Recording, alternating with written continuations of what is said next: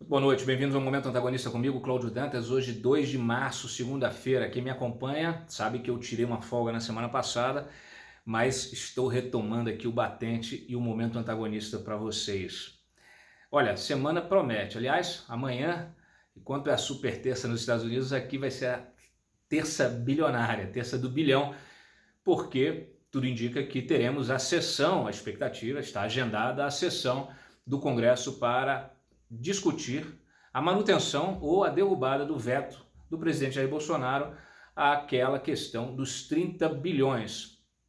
É bom lembrar que nós trouxemos essa questão, nós denunciamos essa apropriação indébita aí do Congresso em relação a essa fatia enorme do orçamento. E isso lá atrás, até então, esse assunto estava sendo tratado à boca miúda, portas fechadas. Por quê? Porque, claro, isso significaria expor uma crise, um problema grave que tem a participação, grande participação do Congresso, participação de vários parlamentares, inclusive alguns aí da base do governo, ainda que não existe, mas apoiadores do governo, mas também coparticipação e corresponsabilidade da própria presidência da República, do próprio Executivo. O ministro Ramos chegou a dar uma entrevista há 2 semanas dizendo que atuou aí na negociação deste acordo por ordem, por orientação do presidente Jair Bolsonaro e do ministro Paulo Guedes. Não à toa está aí, eles estão o dia inteiro se reunindo com o Alcolumbre foi ao Palácio do Planalto, Paulo Guedes foi também, depois se reuniram na residência oficial lá do Senado, estão reunidos neste momento, então a expectativa é de que não seja adiada a sessão de amanhã, mas é preciso que haja um acordo para que não seja adiada. Esse acordo, até onde a gente conseguiu apurar, prevê um racha aí nesses 30 bi, 15 para um lado, 15 para outro. Vocês que estão acompanhando sabem, estão cientes disso. Se mudar, se as condições desse acordo mudarem, nós noticiaremos aqui em primeira mão. Estamos lá na porta da residência aguardando a saída, o término da reunião e a saída das autoridades para trazer as informações em primeira mão para vocês. Olha, o fato é o seguinte, nós tivemos aí uma discussão enorme ao longo das últimas semanas.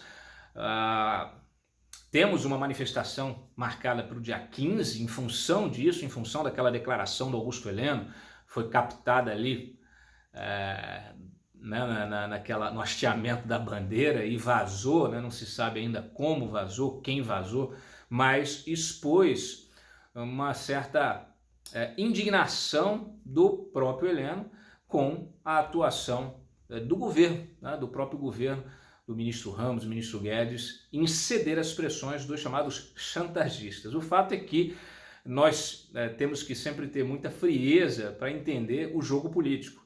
E é claro, o ministro Ramos, que atuou também nessa negociação, ele tem pouca experiência, pode ter sido, vamos dizer assim, ludibriado. E o ministro Guedes, que também tem pouca experiência política, mas tem muito tino de negociação, pode ter optado por essa resolução em função aí do pragmatismo, como um homem de mercado, muito pragmático, quer aprovar as reformas, então paga o preço. O problema é que esses 30 bi, num orçamento engessado, com teto de gastos, com pouca margem de manobra para investimentos, esses 30 bi de fato fazem muita falta, então é impraticável, é inexequível esse orçamento. Mas é importante que vocês entendam que o orçamento ele é uma construção do legislativo com o executivo. Então não dá para o pessoal se sair pela tangente e colocar a responsabilidade apenas no Congresso. Embora a gente saiba que existe aí alguns elementos do Congresso, o pessoal do Centrão, nós estamos expondo inclusive a atuação deles, todos eles aí sempre interessados no fisiologismo, sempre interessados na grana, no espaço político, no poder. E isso gera uma pressão, gera uma tensão com o executivo. Muitas vezes o executivo precisa acatar, topar um acordo, mas isso gera uma tensão e essa tensão está reproduzida no foda-se do general Heleno e agora ela vai ser replicada pelos apoiadores aí do governo que vão às ruas no dia 15, ok? Hoje nós tivemos aí mais um desdobramento desse capítulo, por quê? Porque descobrimos, através aqui de uma denúncia do deputado do Podemos, líder do Podemos, o Léo Moraes, que foi feito um mega blocão, é isso mesmo, um mega blocão, tá? Um mega blocão para atuar na confecção desse orçamento. Para vocês terem uma ideia, participaram 14 partidos diferentes e 351 deputados.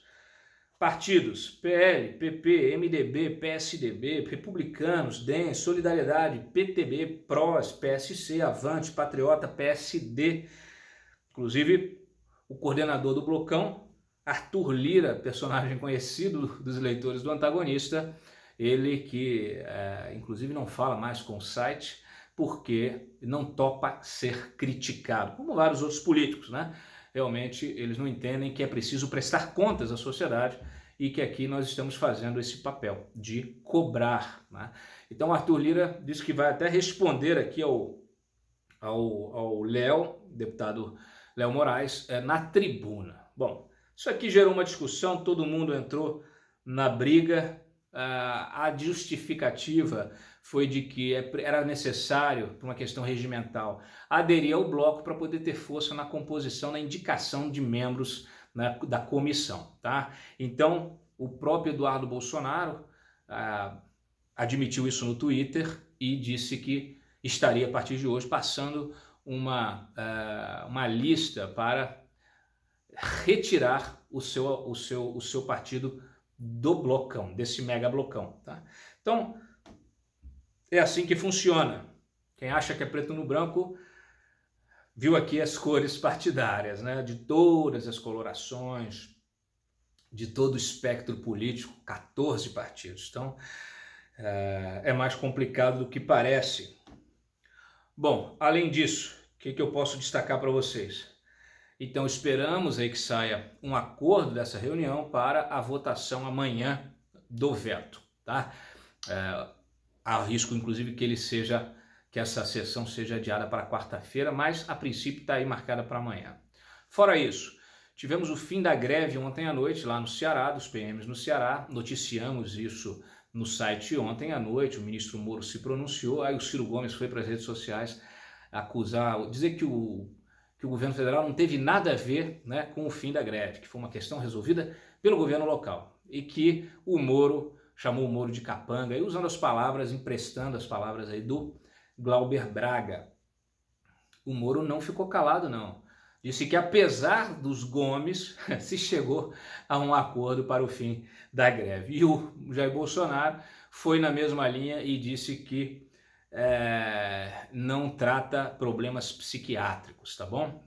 Então essa é a discussão, o nível da discussão, infelizmente, na nossa política, e não importa, né? Muitas vezes não importa a solução, em vez de o pessoal se concentrar na solução, não. Já estão realmente querendo criar outro problema, puxar, né, a resolução daquilo para o seu, tirar uma sardinha, tirar um pedacinho ali da solução, da resolução. O fato é que você teve uma atuação conjunta, inclusive não é a primeira vez que o governo federal é obrigado a atuar lá no Ceará. Quem não lembra daqueles incêndios, episódios até de explosões e tal, aquele terror que as facções impuseram aos cidadãos do Ceará em janeiro de 2019. E, mais uma vez, até ali de cara, né, o Moro tinha acabado de assumir, teve de mandar as tropas para lá. E, felizmente, foi tudo resolvido. Bom, o que mais eu destaco para vocês aqui?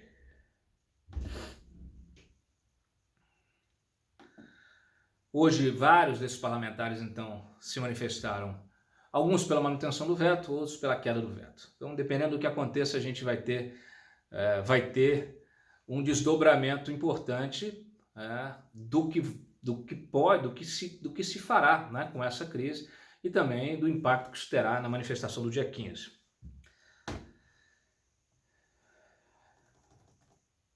E dentro da polêmica aí do golpe parlamentarista, o Maia garantiu ao site que é contra o parlamentarismo. Ele que foi à Espanha, foi à França, foi flagrado lá, né? O embaixador espanhol acabou dizendo que ele estava lá discutindo parlamentarismo. Ele disse que não, ele foi lá conhecer na França a política dos municípios e na Espanha conversar com representantes do parlamento espanhol, que terá papel importante na aprovação do acordo do Mercosul com a União Europeia. Essa é a explicação oficial do Maia, que diz então que é contra, né? Pelo menos por enquanto.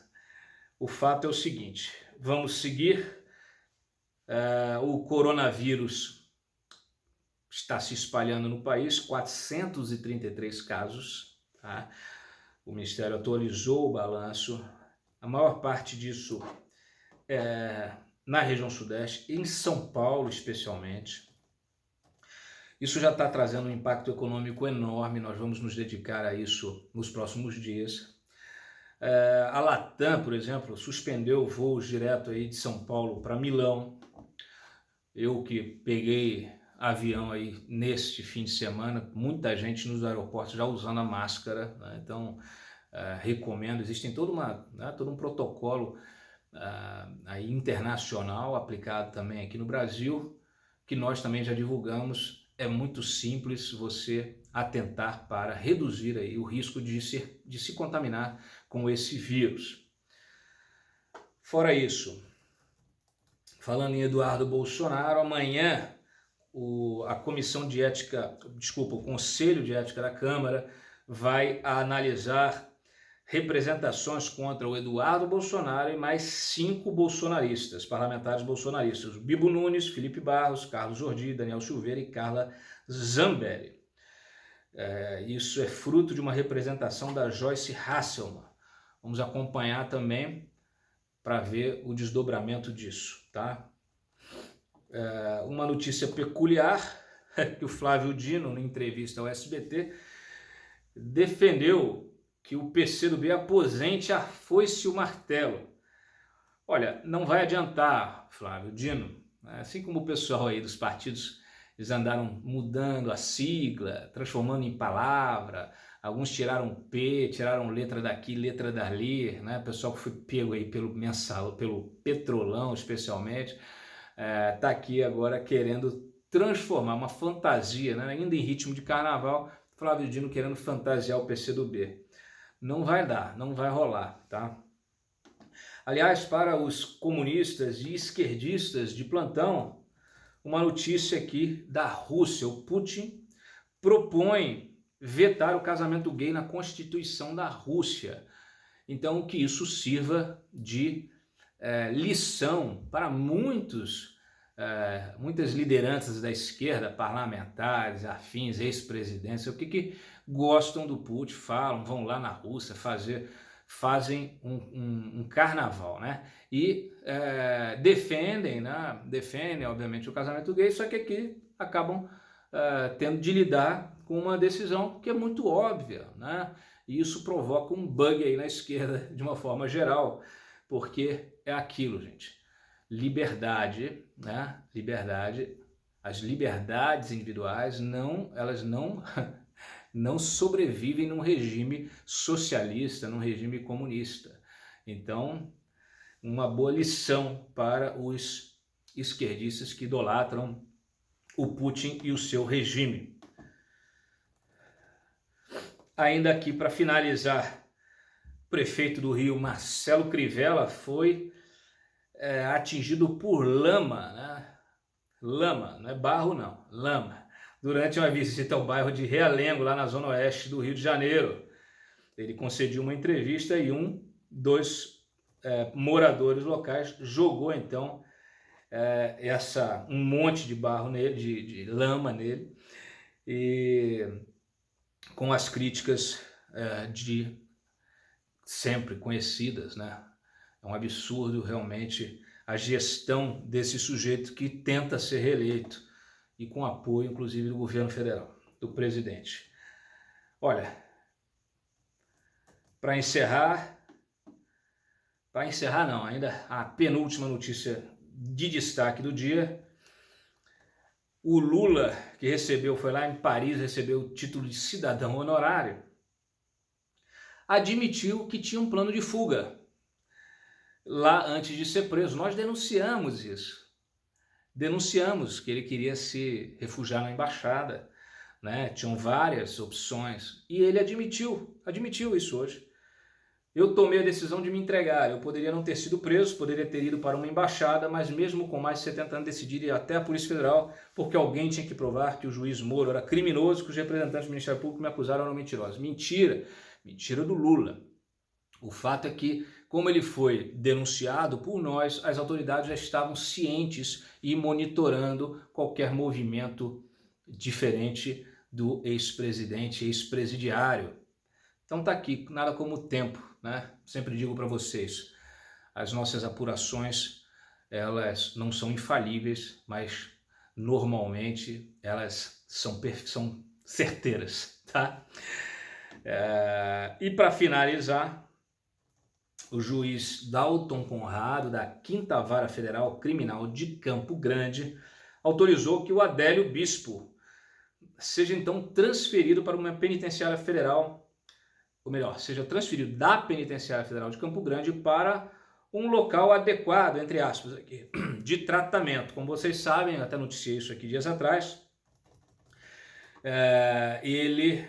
o Adélio foi absolvido por doença mental. Foi absolvido em razão aqui, não pôde ser responsabilizado, né, penalmente em razão de um transtorno delirante persistente. Agora caberá à 3ª Vara Federal Juiz de Fora decidir para onde o Adélio será transferido. Muita atenção, porque esse tipo de transferência pode colocar o Adélio suscetível a ser atacado. Lá no presídio estava sob segurança máxima, né? Então, se for para um hospital psiquiátrico, uma coisa assim, para uma prisão em regime, né, mais flexível, ele pode ser alvo daquilo que a gente conhece como queima de arquivo. Então, muito sensível a essa transferência, é preciso que o juiz lá da 3ª Vara Federal decida de forma muito consciente para onde e em que condições o Adélio será mantido em função aí desta decisão, desta sentença. Bom, é isso. Eu volto amanhã no Momento Antagonista. Vocês estão acompanhando o Boletim a Mais agora com o Diego Amorim. Qualquer reclamação podem mandar em DM, mas ele está fazendo um brilhante trabalho e a nossa ideia é justamente ampliar aqui a participação de todos da equipe, oferecendo a vocês um conteúdo diversificado, rápido e verdadeiro, acima de tudo.